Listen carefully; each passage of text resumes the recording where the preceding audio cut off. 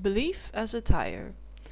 I have so far distinguished between belief as anticipation controller, belief in belief, professing, and cheering. Of these, we might call anticipation controlling beliefs proper beliefs, and the other forms improper beliefs.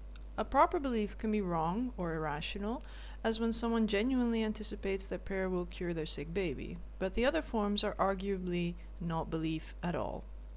Yet another form of improper belief is belief as group identification, as a way of belonging.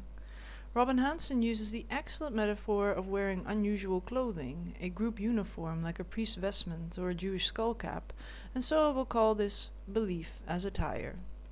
In terms of humanly realistic psychology, the Muslims who flew planes into the World Trade Center undoubtedly saw themselves as heroes defending truth, justice, and the Islamic way from hideous alien monsters a la the movie Independence Day.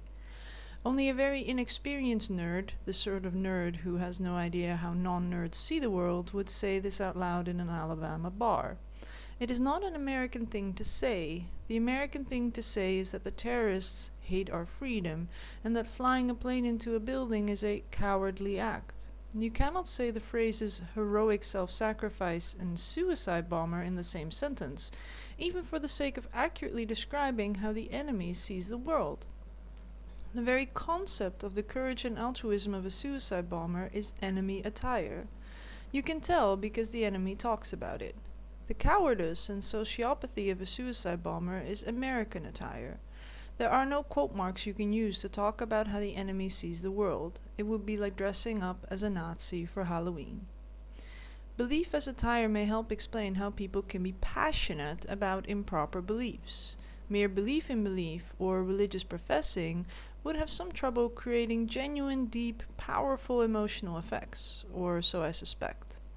I confess I'm not an expert here, but my impression is that people who've stopped anticipating as if their religion is true will go to great lengths to convince themselves they are passionate, and this desperation can be mistaken for passion.